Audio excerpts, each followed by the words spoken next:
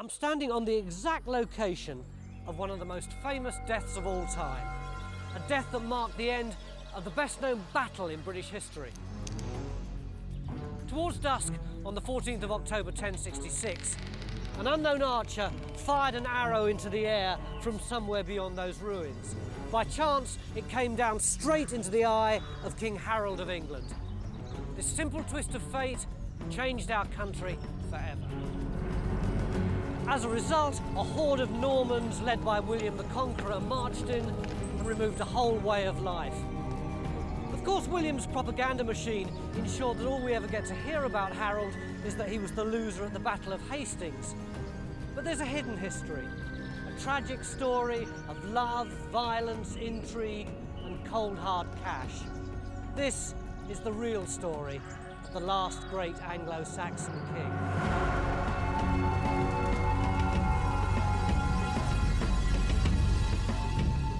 Tracking down the facts of Harold's hidden history means embarking on a quest across the length and breadth of Britain and over to the continent. Only by making this journey can we see how the events of his life conspired to set him on a countdown to the last fatal moment.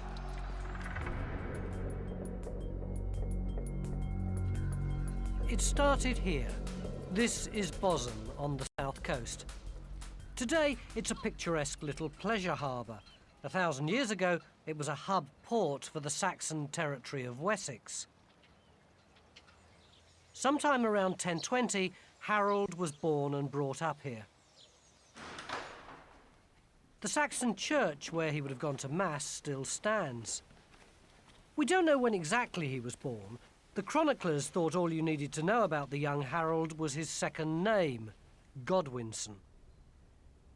His father was the most powerful lord in the land, Earl Godwin of Wessex. Godwin had risen from the lowest ranks of the Saxon aristocracy and was a tenacious political fighter. He needed to be. These were turbulent times. A stone church like this was also used as a military building. For centuries, the tower had been used to watch out for Viking raiders coming up the Solent. But when Harold was a boy, the Danish Empire under King Canute had taken over the English kingship. Edward, the Anglo Saxon heir, had fled to Normandy.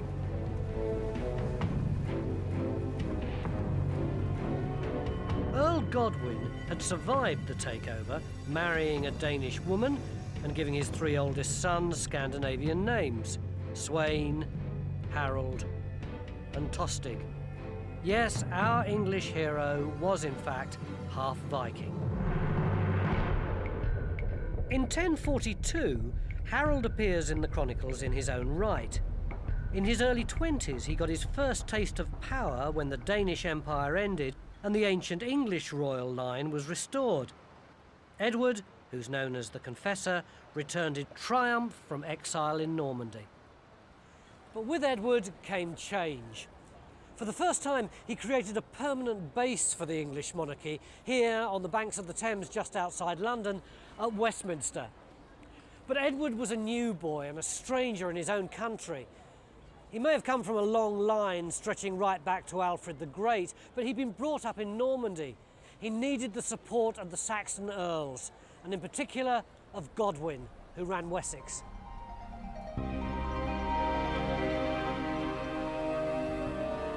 Edward bought Godwin's support.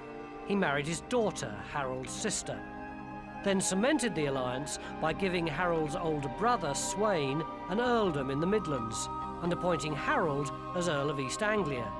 It made the Godwins the most powerful family in the land.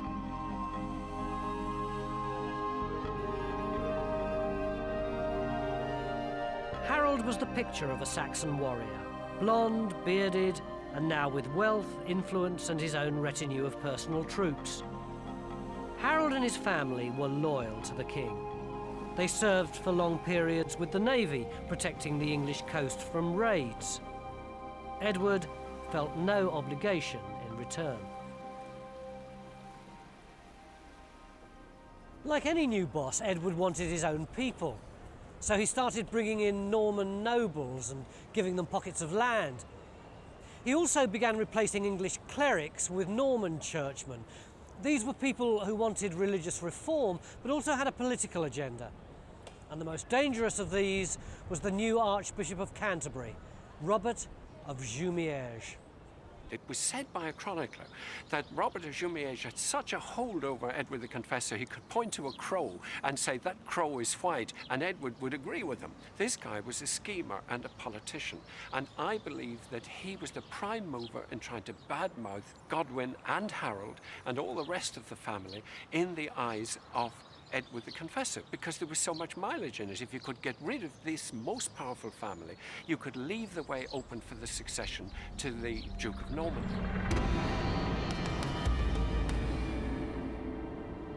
But this isn't just a political story, it's a personal one too. Harold's career may have been kick-started because his father was so powerful, but his downfall was because of his family as well. His whole story is a dynastic tragedy, and the course of the nation's history was changed because his family fell apart.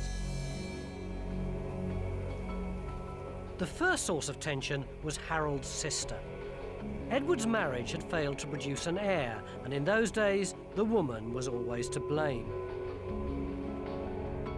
Edward couldn't annul the marriage because the Earl Godwin and his sons were still so powerful. But the lack of an heir created external pressure on the family. They might have survived if their internal stability hadn't been threatened by the behaviour of Harold's maverick elder brother. Sweyn was a typical rich kid gone wrong. He was a bully and a hellraiser. He was exiled in 1046 to Denmark for keeping a nun prisoner as a sex slave, and all his lands were divided between Harold and his cousin Bjorn. But in exile, he behaved so badly that eventually Denmark had him thrown out again. So 3 years later, he turned up in England begging Edward for forgiveness. Understandably, Harold was indignant. All this time, he'd been doing his duty serving his king as a naval commander. Why should he now have to give back his lands to an aristocratic wastrel? Supported by his cousin, for the first time, Harold stood up to his father. Family unity was beginning to crumble. On one side stood Godwin and Sweyn, on the other, Harold, his brothers and cousin. The Godwins were no longer invincible. Edward passed judgment. Sweyn was to sail from Bosom within 3 days or pay with his life. The rest of the Godwins were 70 miles along the coast. The matter seemed settled by the king's decision. As they waited in the shadow of the old Roman fort here at Pevensey, Sweyn turned up on horseback for one last appeal to his family to help get him reinstated. Somehow or other, he managed to persuade his cousin Bjorn to speak on his behalf to the king. Bjorn set off for Bosom with Sweyn and just 3 attendants. Sweyn was a psychopath with a grudge. We don't know what went wrong, but at Bosom, Sweyn had Bjorn tied up and bundled onto his boat. He killed his cousin in cold blood and dumped him in an unmarked grave. He'd gone too far. The sailors of the Royal Fleet declared him a Nithing, the Viking word for someone who's completely beyond the pale. Even Sweyn's own ships deserted him. He was forced to flee to England's enemies in Flanders.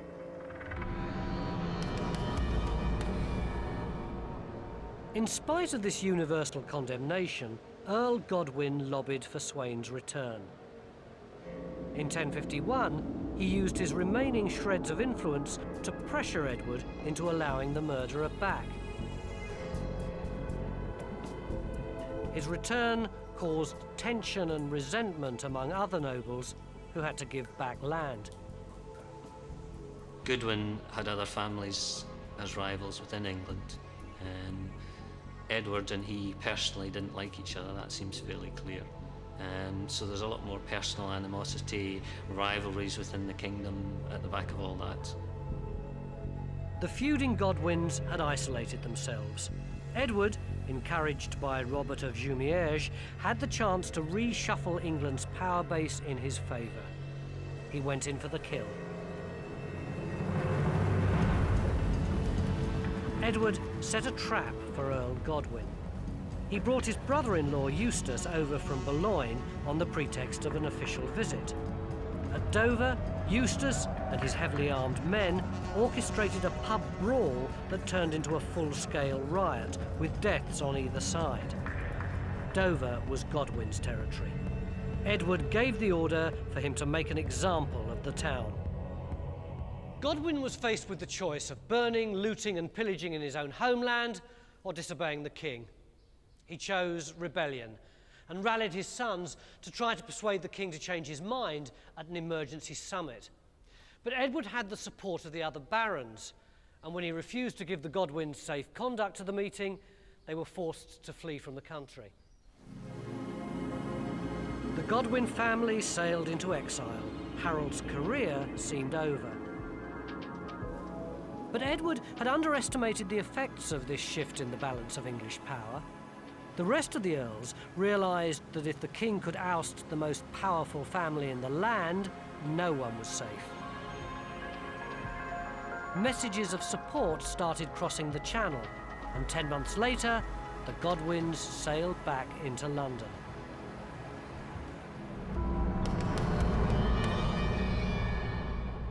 Harold and his father moored here at Southwark on the south bank of the Thames. Edward faced them across the river. In those days there weren't any bridges, so the Bishop of Winchester, Stigand, ferried back and forth, negotiating a humiliating climb down for the king. The Godwins' lands were restored, and many of Edward's Norman cronies were forced out, including the scheming archbishop. It was victory. Robert of Jumièges knew the game was up, and he fled immediately out of London before they came back to the court. And he killed several people on the streets before he left. This is the kind of churchman we're dealing with here. Then, within 6 months, first Sweyn and then Earl Godwin died, leaving Harold as the new Earl of Wessex. Harold and Edward could now start with a clean slate. But the crisis of 1051 was to continue to haunt Harold. When he fled England, Robert of Jumièges had snatched Harold's youngest brother and a nephew as hostages. He handed them over to his new master, William, Duke of Normandy. The two young relatives languishing in a foreign dungeon were a time bomb that would eventually lead to Harold's downfall.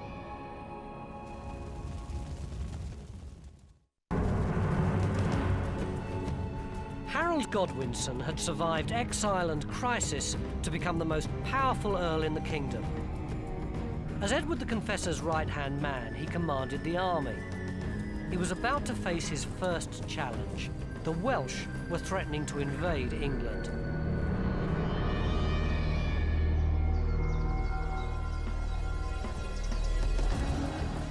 The border country of Hereford had always been vulnerable to attack.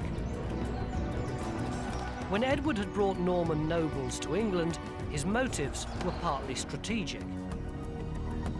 Over on the continent, the Normans had come up with the technology of the Motte and Bailey Castle, an easily defended stronghold from which a lord and his men could dash out to give battle or retreat from an invading force without giving ground. The perfect answer to Welsh raids. The Norman castellans brought their technology with them. This is one in Ewes Harold in Herefordshire. It actually became one of Harold's personal possessions. Most people around here aren't even aware that it was a castle. It's known locally as the Mound, but it's actually of a classic Motte and Bailey design. They'd have flattened all the area around here, got all the earth, put it over there where the trees are, and then they would have protected this inner mound with a wooden palisade and also protected the outer ring round here with another palisade. So it would have been virtually impregnable. And if you look over there, you can see what a superb position it was in order to stop the Welsh from raiding in the Golden Valley below. But King Edward had entrusted this key territory to a relative known as Ralph the Timid. The Welsh swept over the border, brushing Ralph's forces aside, overrunning Hereford and burning the Minster.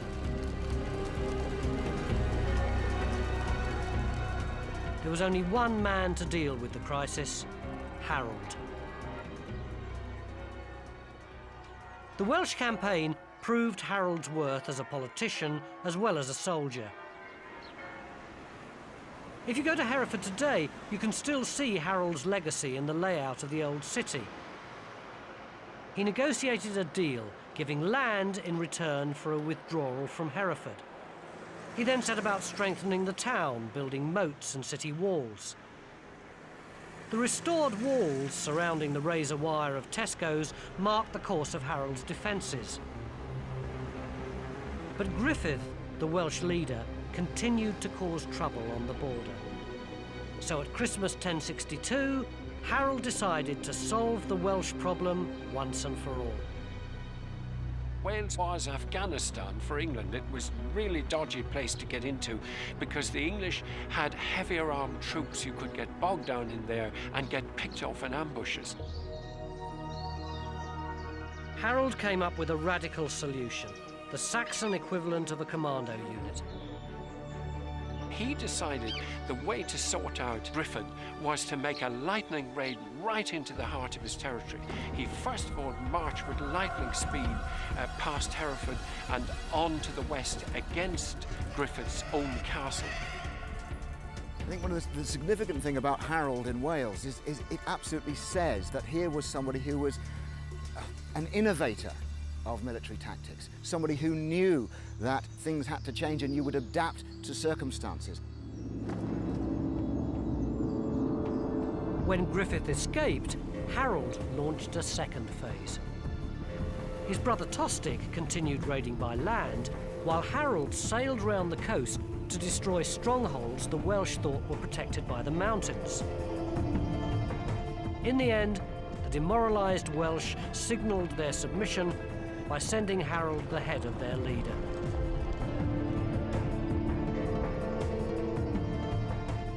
Harold was proving invaluable to King Edward, and he reaped the rewards of his position.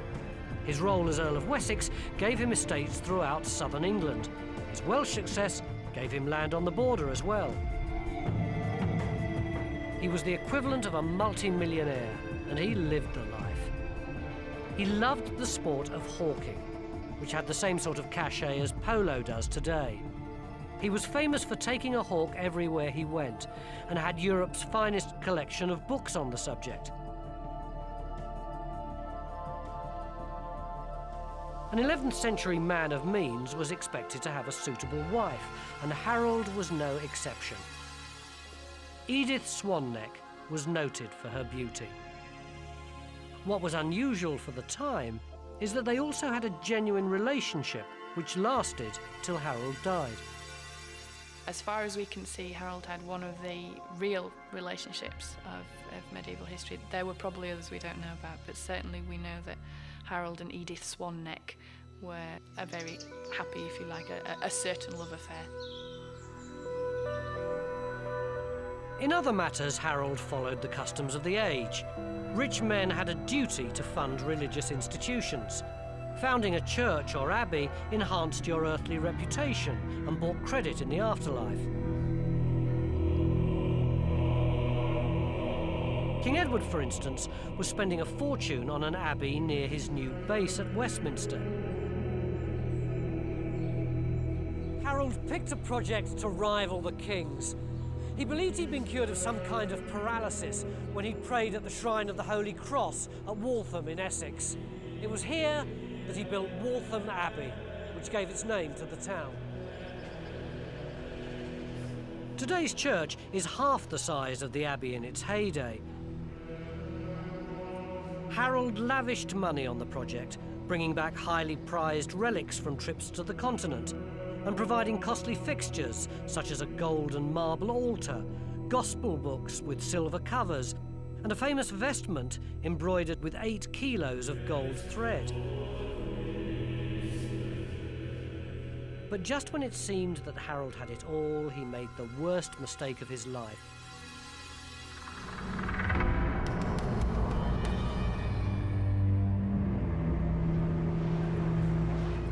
The chronicles tell us that in 1064, Harold set off across the Channel from Bosham on a diplomatic mission to Normandy. The facts of the visit have been obscured by histories written after the Norman conquest. In order to justify William the Conqueror's invasion, they say that Harold was sent by King Edward to reaffirm a promise that William could be King of England after Edward's death. But this is Norman spin. Finding Harold's real reasons for sailing abroad involves a bit of detective work.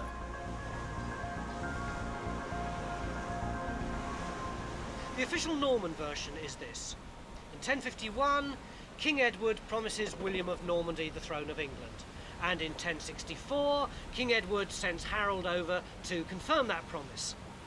But what this official version conveniently forgets is that between these two dates, in 1056, King Edward also sent Harold over to Hungary on a long, costly mission in order to bring back a distant relative who he'd earmarked to succeed him. And this young man was still sitting around in the English court. The official version just doesn't wash. It seems much more likely that Harold went over to France on his own account, on a courageous rescue mission.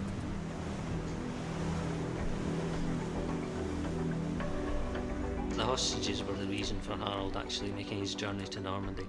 There was no reason to select an outsider, a foreigner, as king, one who probably would not have been accepted by the English nobility. When Robert of Jumièges had fled back to the continent with Harold's relatives, he'd encouraged William of Normandy to believe that he'd been promised the English throne by Edward. 12 years later, Harold goes on what he thinks is a straightforward mission to negotiate the release of his brother and nephew, but he doesn't know about the promise to William. He wasn't aware of the fact that William was ambitious to take control of England and was therefore waiting to exploit any opportunity to do so. Harold basically walked into a trap. To find what happened next, you have to come here to Bayeux in Normandy to see a document made within a decade of Harold's visit. This is where Harold's history starts to be told, not just in chronicles written down by monks, but in the first comic strip ever, the Bayeux Tapestry. It's an extraordinary piece of work.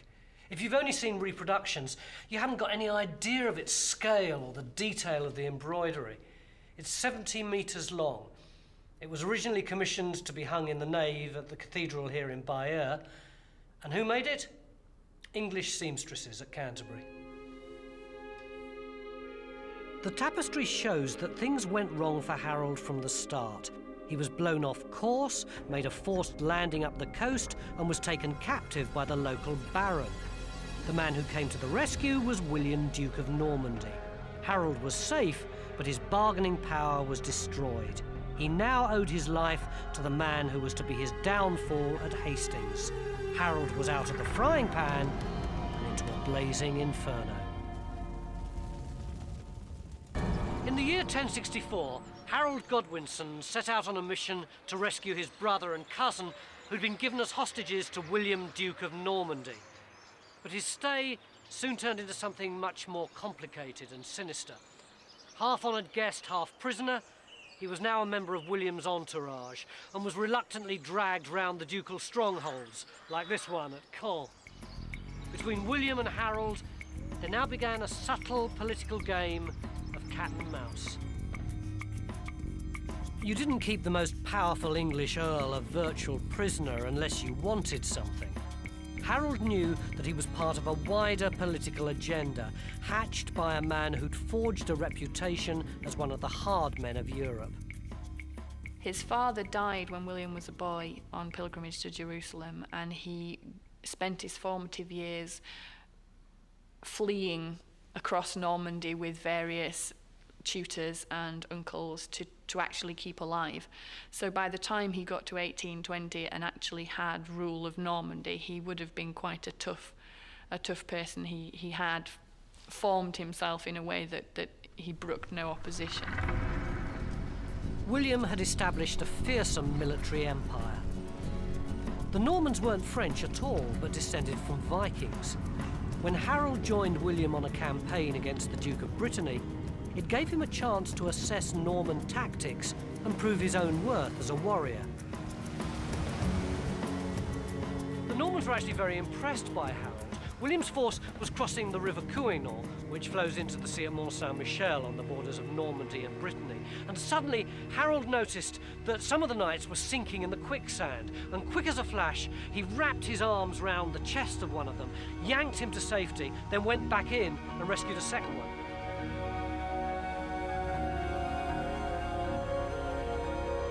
Harold's reward was being knighted by William, a double-edged sword that involved pledging obedience to his new lord. William's agenda was beginning to unfold. Then came the body blow. William brought Harold to the cathedral here in Bayeux. He demanded that Harold take a solemn oath sworn on sacred relics to support William's claim to the throne of England. Harold was under duress and swore with the 11th century equivalent of crossed fingers. Breaking an oath was monumental, and as far as William was concerned, Harold was bound by it. Harold swore the oath, but in the full realisation that that was the only way he would escape, but knowing that he had no intention of actually supporting it later on. Harold returned home knowing that his perjury would come back to haunt him. But even as he returned, another nail was being prepared for his coffin. There was trouble again from within his own family. Harold's next brother down, Tostig, was Earl of Northumbria, governing the whole of the north of England. The region was wild and uncivilised, but it did have advantages. The Northumbrians paid half as much tax as anywhere else in England. Then Tostig made the fatal error of trying to put this right with a tax hike. Harold and his brother would have known Lady Godiva. But unlike us, who only remember that she rode through Coventry in the nude, they would have remembered her famous ride as a tax protest to try to persuade her husband, the Earl of Mercia, to reduce the burden on his oppressed people. Tostig might have been well advised to follow Godiva's example, but he didn't. In one fell swoop, he doubled Northumbria's taxes. The king agreed, but the people of Northumbria didn't. On the 3rd of October 1065, local nobles stormed Tostig's stronghold in York, looting his armoury and killing his men. They marched south, demanding a change of governor. Ironically, they wanted Lady Godiva's grandson instead. The rebels had got as far as Oxford when Edward put his top man on the case to negotiate. What Harold heard presented him with a dilemma. The choice was a civil war that would fatally weaken England, leaving her open to attack from William of Normandy, or abandoning his own brother. Harold chose country over family and recommended that Edward give the Northumbrians the leader they wanted. Tostig was outraged. He went into exile, vowing revenge on a brother who'd become his arch-enemy.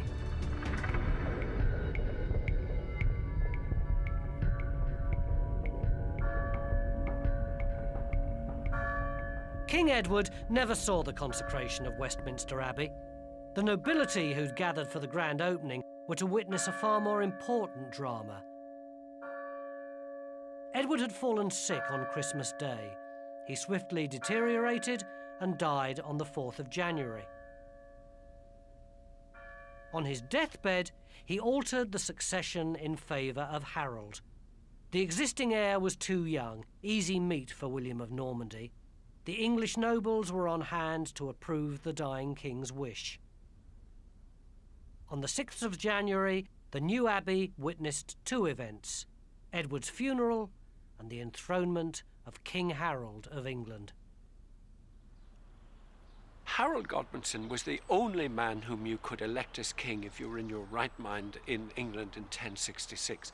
Long before Edward died, they were expecting an invasion from Norway, a possible invasion from Denmark, and certainly an invasion from Normandy as soon as the old king died. By the time news of Edward's death reached the continent, Harold's accession was a fait accompli. William didn't take it well. He was out in the woods hunting when a messenger brought him news that Harold, his sworn man, had taken the crown for his own.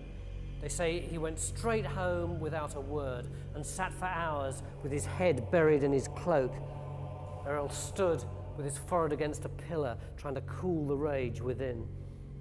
Then, when he'd recovered enough to speak, he called a council of war.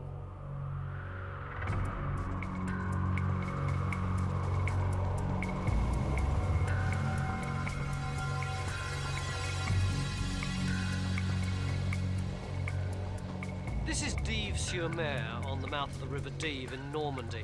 And here, 950 years ago, William started to build an immense fleet of 700 warships and transports in order to invade England.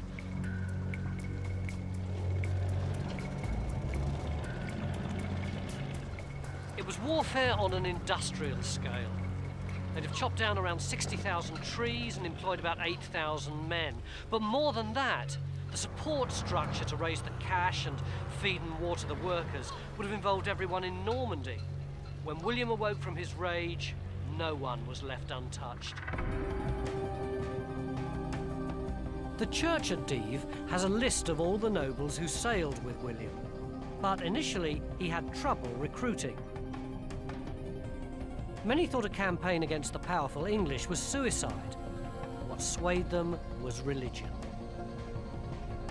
William managed to persuade the Pope that his invasion was a crusade against an English king who broke oaths and an archbishop who hadn't been properly appointed by the church. The Pope gave his blessing and allowed William to wear one of the perjured relics into battle. The doubters fell into line.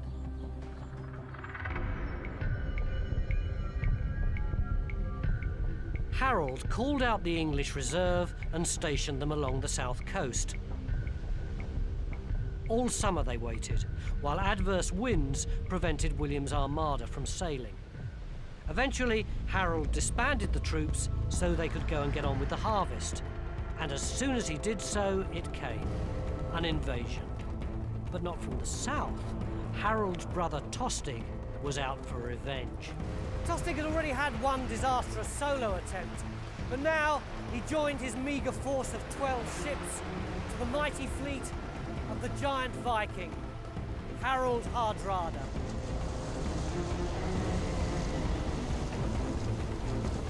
Hardrada had built up a reputation right across Europe as a ruthless warrior.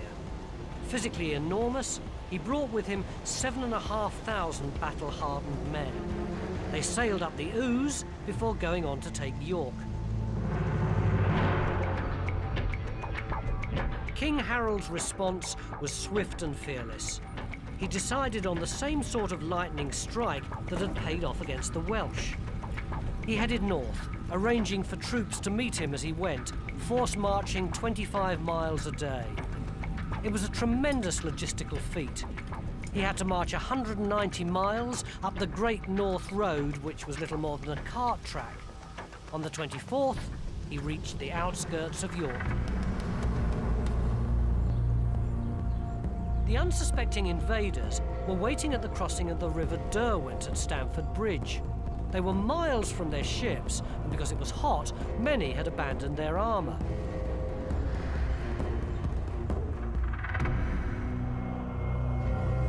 At dawn, Harold marched on York. The townsfolk flung open the city gates, and Harold's forces marched right through and on to Stamford Bridge, 6 miles beyond. As Harold arrived on the horizon, the invaders saw the Saxon weapons glittering like a field of broken ice. The Norwegians were caught on the hop. Quickly, they moved back to the far side of the bridge to give themselves the chance of forming a decent defensive formation. The story goes that the entire Saxon advance was held up by one fearsome Viking who held the bridge single-handedly, killing 45 men until a crafty English spearsman waded out into the river and thrust upwards into the unprotected area underneath his chain mail. Then the English swarmed across the bridge and battle proper was joined in the old warrior tradition. 2 shield walls hacking at each other until a breach was made. The front line would bend down. Then the next line are like this, and then the next line, so you've got a whole built-up wall of shields interlocking. The principal weapon is still always the sword, which can be used to strike over the shield wall, either cutting or thrusting. They would also use SWAT squads, and that's where you would get the famous two-handed axe. Hopefully punch a hole in the enemy shield wall, and then they could deploy back again inside their shield wall. The battle was fierce, bloody, and final. The survivors sailed off in just 24 of their original 300 ships. 60 years later, the piles of bones from the rotting corpses were still a local landmark. Harold had won an extraordinary victory against one of the most renowned warriors of the age. Ever the diplomat, he allowed the remnants of the defeated Norwegian army to leave in peace, provided they promised never ever to return. They were true to their word, and Harold Hardrada's incursion was the last great Viking assault on Britain. In other circumstances, it would have ranked alongside Trafalgar or the Battle of Britain. But the celebrations were short-lived. Devastating news arrived from the south coast. There he was, feasting with his men, having fought off the most terrible threat to England. And then news comes that this guy from Normandy has landed as Pevensey. So it's like Who Wants to Be a Millionaire? You're almost there, win the next battle, and you not only have England secure, but you are the greatest king that ever ruled it. So Harold rallied his weary troops and headed south to meet his destiny.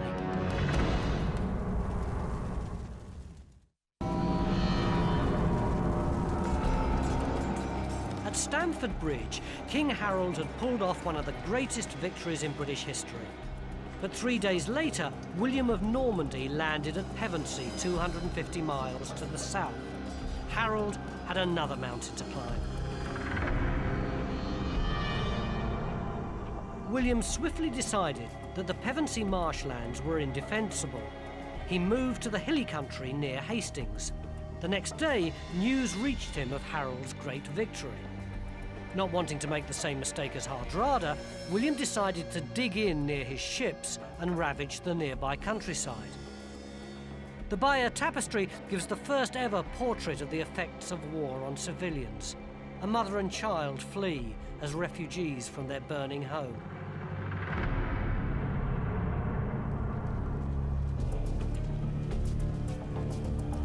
Harold's determination and stamina were awesome. He left much of his tired northern force behind and set off with his corps professionals on the return journey south.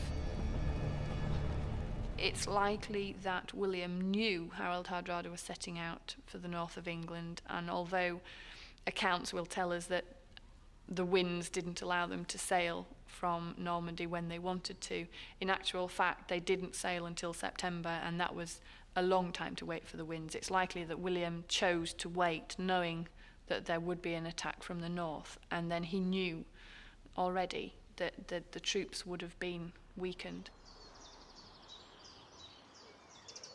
Harold rendezvoused with what reinforcements he could muster at a local landmark known as the Hoary Apple Tree.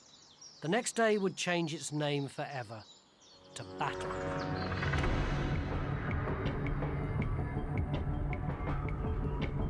Harold only had to survive the battle to leave William without reinforcements or escape. He took up the perfect defensive position on this hill. The abbey was built later specifically to mark the spot. Harold had chosen his ground well. He lined his men up for about 200 metres in each direction. This wall was built to echo that formation.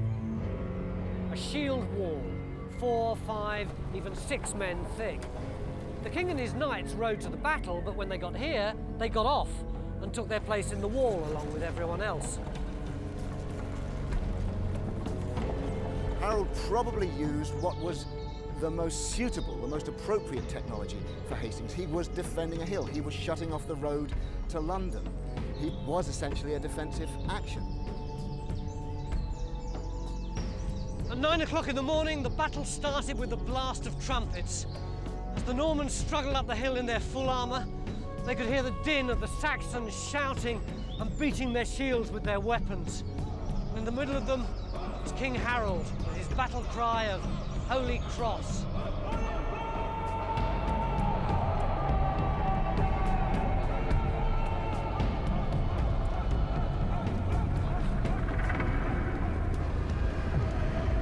First William's infantry, then his cavalry, broke against the shield wall like waves against a jetty.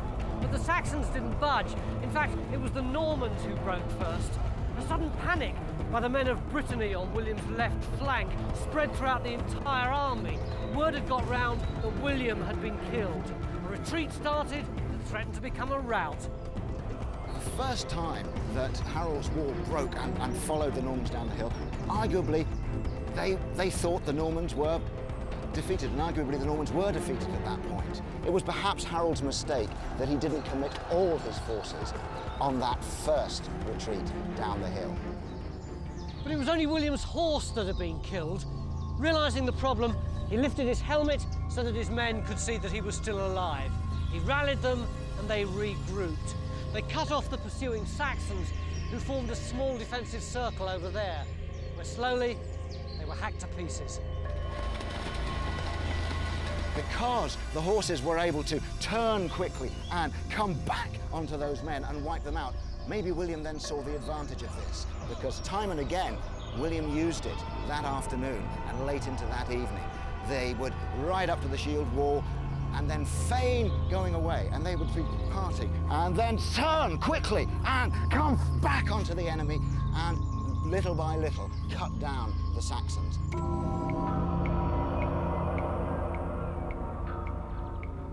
In the 11th century, battles used to go on for 2 hours at most, but here they were, still fighting after 9.5 hours. And Harold was so close.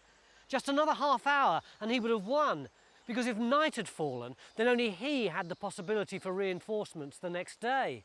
But the tide was turning. As the Saxons retreated, the Norman cavalry got a purchase on the flat ground at the top of the hill. But the real key to the battle is given by all those tiny little archers who start to appear in the bottom margins of the tapestry at this point.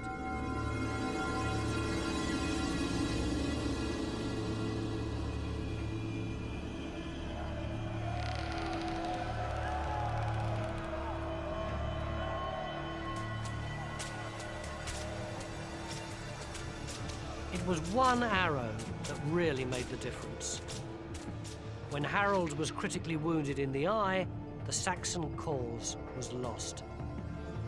The arrow didn't kill him. We know that this is Harold with the arrow in his eye, his name's printed overhead. But other accounts tell of cavalry riding in to finish him off. It seems that this whole scene is a storyboard. This is Harold, but so is this. And if you think that the falling figure having his leg cut doesn't have an arrow, look again. The stitching's been removed sometime in the last 900 years. You can see the holes where the arrow once was. Harold's body was mutilated. The chronicles say his head was cut off, all of his right leg and half of his left. Anything of value was stripped from the corpses, who were left naked to rot, or in the case of the wealthy, to be rescued for burial. The next day, this whole area was covered with hacked and dismembered corpses, stripped of their armour by bounty hunters. It was impossible to tell which one was Harold's, until Edith Swanneck, searching among the bodies, found him here. She identified him, according to the chroniclers, by certain marks on his body, presumably the intimate knowledge of a lifetime's love. Harold's mother offered his weight in gold for the corpse, a final proof of the Godwin's wealth. But William refused. The last thing he wanted was a Saxon cult building up round Harold's shrine. The earliest accounts say that William buried Harold by the sea, but later tradition says that his body was taken to his own great foundation at Waltham Abbey. And that became the accepted burial place of the last Anglo Saxon king.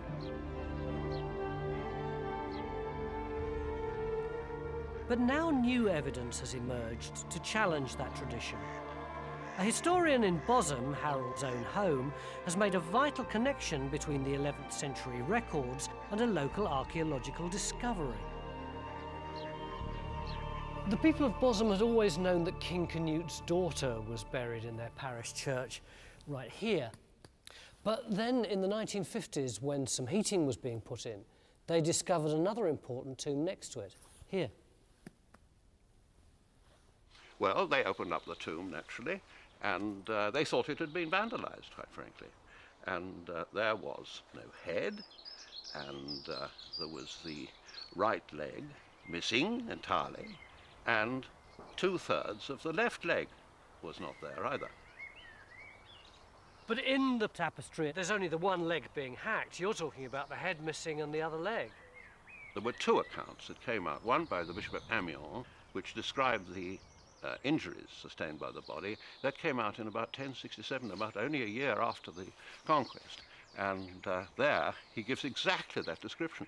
The head was cut off, one leg was thrown away, and the tapestry completes the picture with the other leg being cut off. Hence, just a mutilated body. And then William of Poitiers also really confirms this. He said he was buried by the seashore. And what do we have here? The seaside. Bosham became William's personal estate after the conquest. Here he could make sure that the grave didn't act as a focus of political discontent, while he set about the business of wiping out the Saxon aristocracy, introducing a new culture and a new language, and blackening the name of the defeated Saxon king.